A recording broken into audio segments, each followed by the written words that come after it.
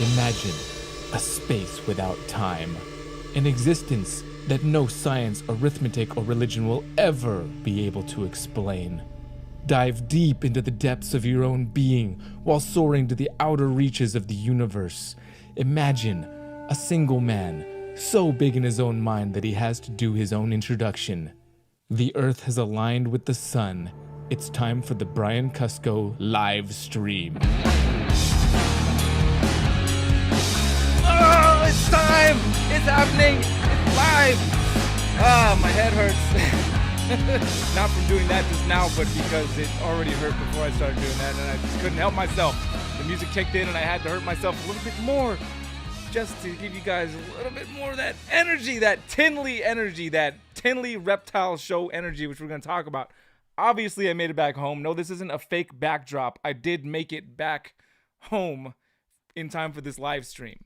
And we'll talk about that a little bit. That's going to be a little footnote in this story, I suppose. But first thing I want to mention is that today we did have Dan Maliri from DM Exotics on Triple B TV, and he's going to be a guest right after this live stream. I'll give you a little bit more details about that once we get more towards the end.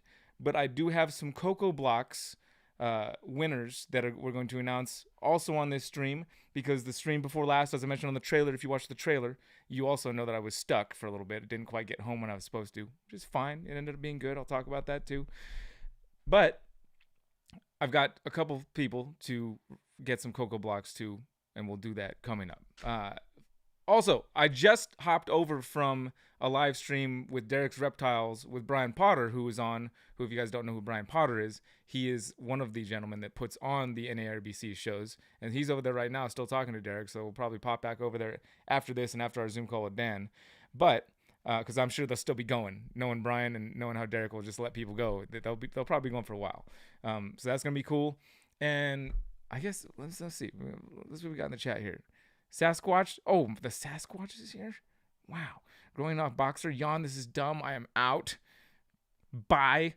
Hi, as everyone. Just got off work. Nicole Trinity. I live 5 minutes from the convention center. You should have come over. Oh man, I would have loved some food, but I hardly ate at the thing, and there was no time. I thought about doing all kinds of things away from the convention center. It was just there was no time. There was no time to do things away from the convention center.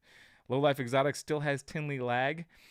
I'm probably gonna be feeling it in about an hour. I was feeling it like an hour ago. I'll probably be feeling it in another hour from now, and I'll probably just pass out. Cause yeah, I got stuck. Yeah, long hair wave was nice, wasn't it? Spring Tinley, first one ever for BNS Reptiles. Of course, Mosh Balls. Michelle's out there. You guys, a lot of people thought that I was going to fail at the Sober October stint that I'm doing right now while at Tinley. And I will have you know that I didn't.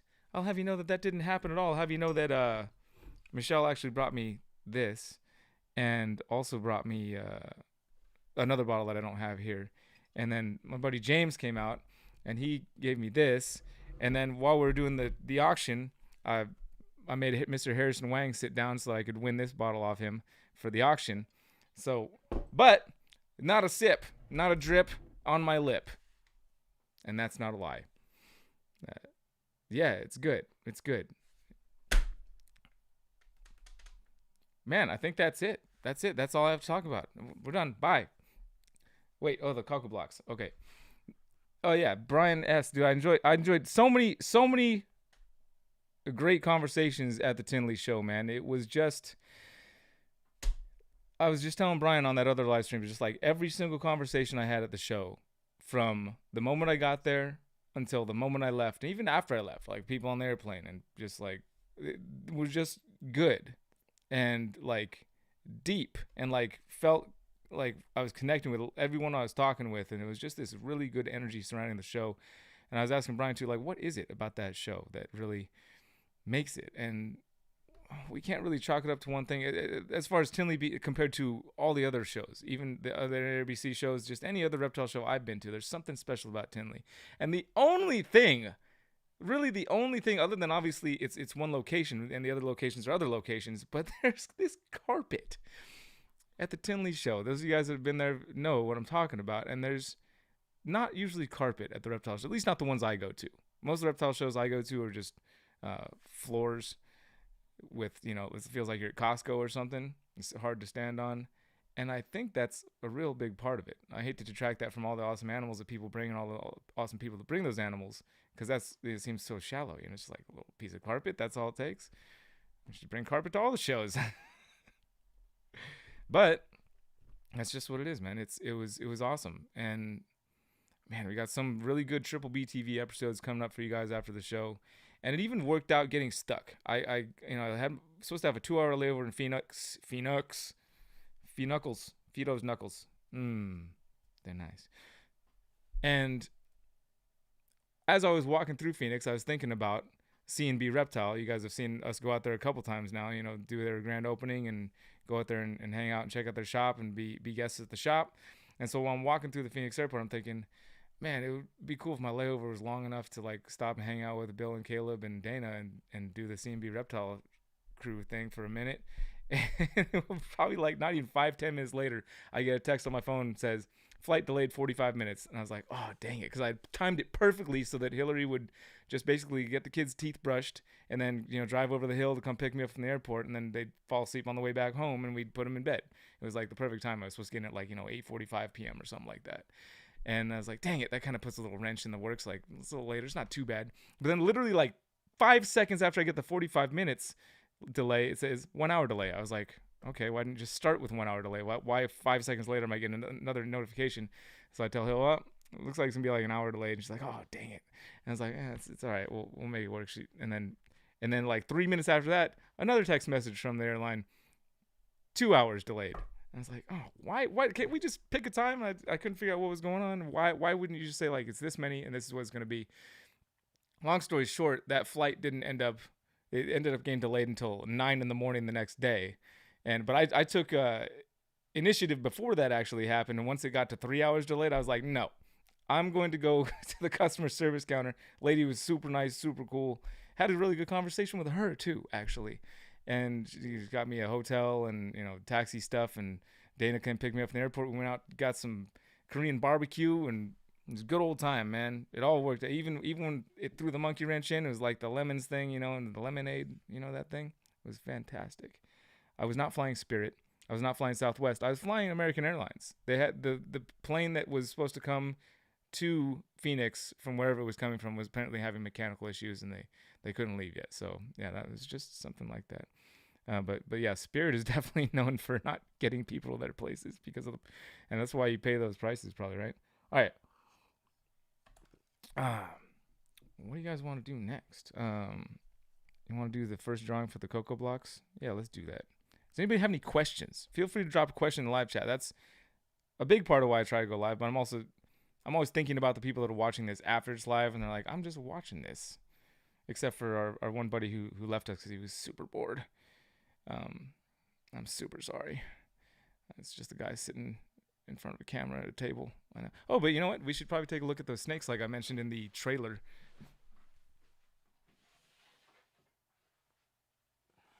All right. Here's one of the boa constrictor occidentalis, one of our Argentine boas, which...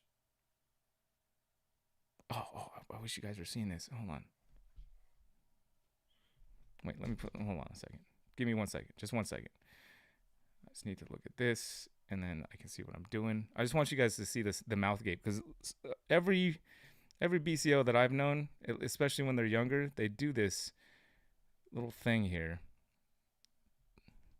which is a little mouth gape, and it's super cute, because like they do it, but it's not. See that? Oh, you can't see it. I'm pointing the camera the wrong way. It's all ass backwards. You see that little mouth opening? All right. Let me get it a little bit. Let's zoom in just a tad more. Oh, great camera work, Brian. Just phenomenal. You should get paid for this. Freaking doofus. What is going on right now? There it is. Wow. Okay. There's our little... Oh, you see that? He says, hi, I'm so happy to see you. Hi, honey, I'm home. But they do it, and, you know, it's obviously to try and warn you away. Listen. Oh, he's going to stop. Watch.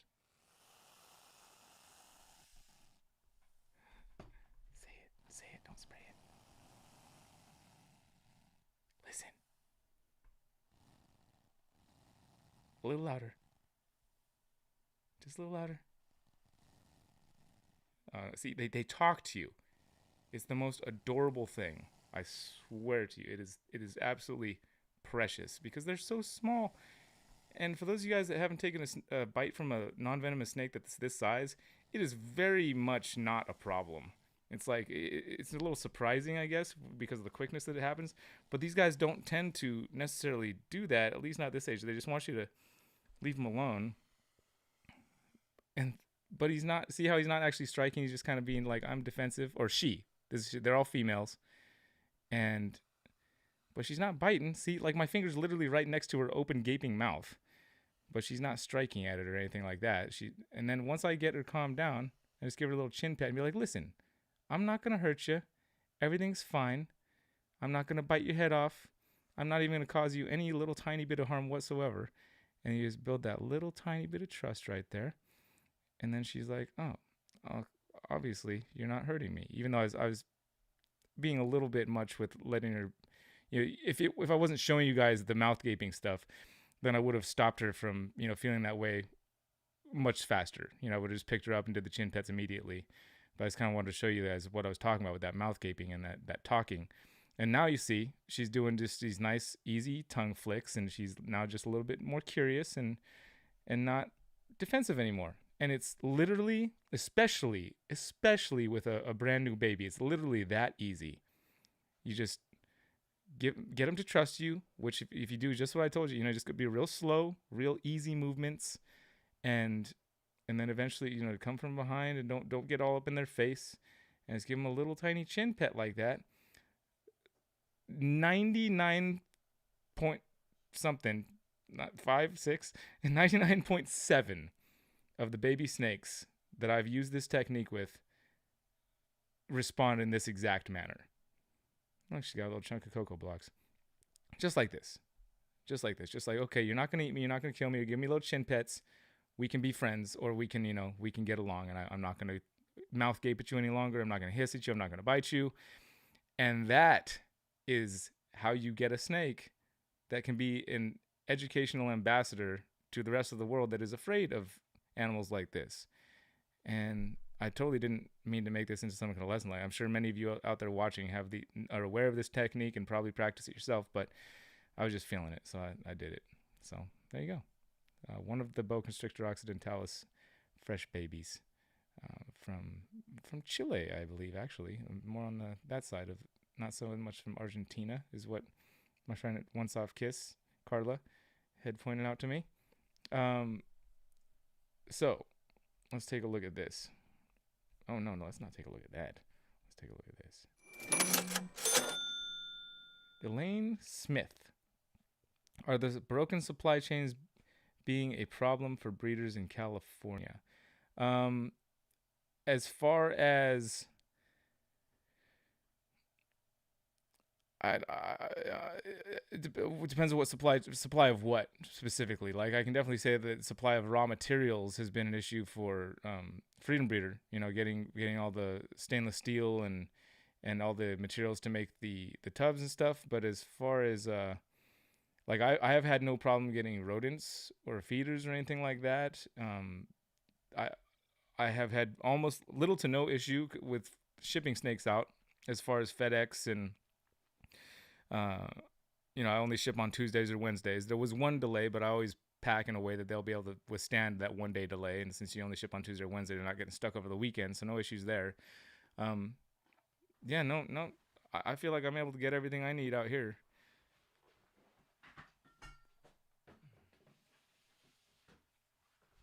I meant to talk about Tinley more. I really did, but I feel like I've been going on about it for a while. I have, just not into the camera. But I do have a uncut video coming out tomorrow on this channel. It's like at the last hour of the show. I run around. I got you see that right there? It's from Dry Ice. Yeah. Should be an interesting video. But yeah. It was fun. It was good. I'd do it again in half a minute.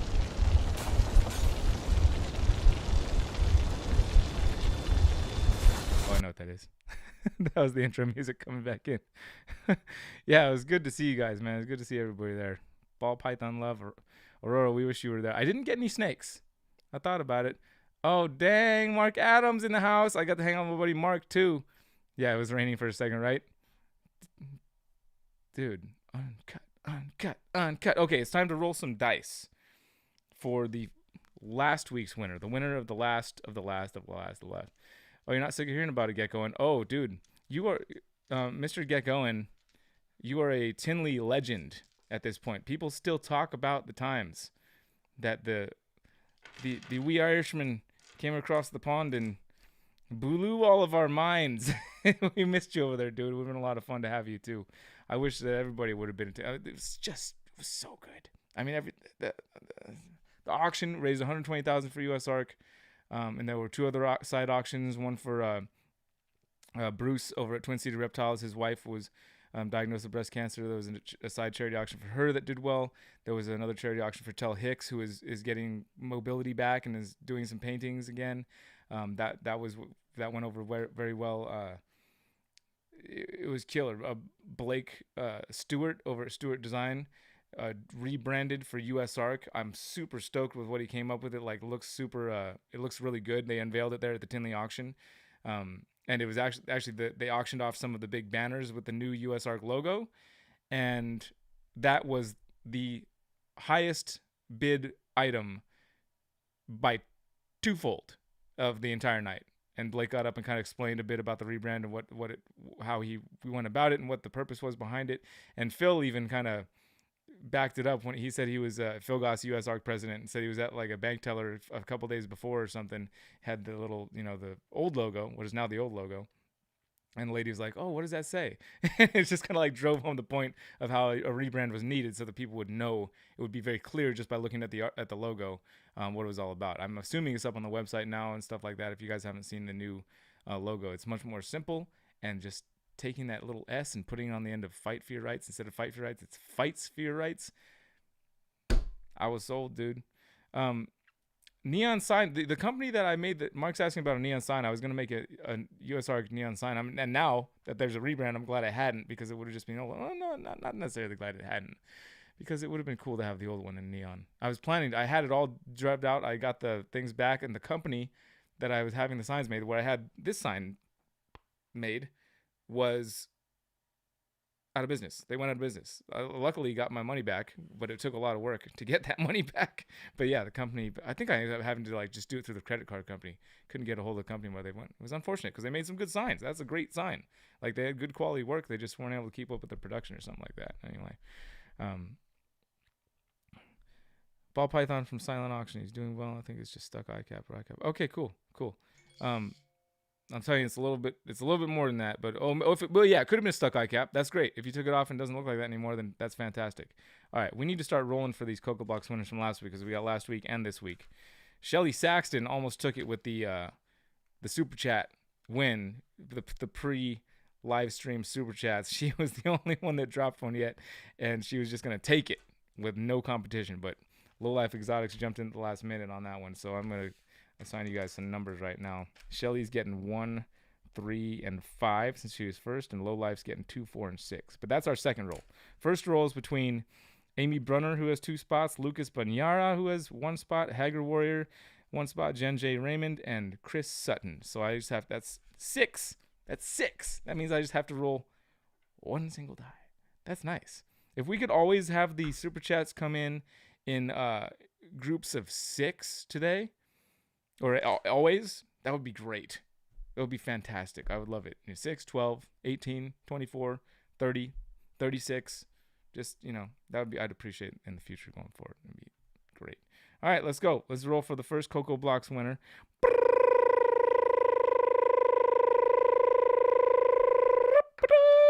It's a 1. And that's Amy Brunner, without a doubt, because she's number 1. So we'll give her first. And then we'll roll a second time, just in case Amy is not wanting to claim her prize, which I don't understand why anybody would want to, but just in case it happens. It's a 2, which is also Amy Brunner. So I think that just means that Amy is going to be the winner. I don't think anybody would be like, "Oh, I won, but I don't want it." That doesn't make any sense. So let's do a roll for the second winners, which is just between Shelly Saxton and Low Life Exotics. I've got so much fantastic news to share with you guys.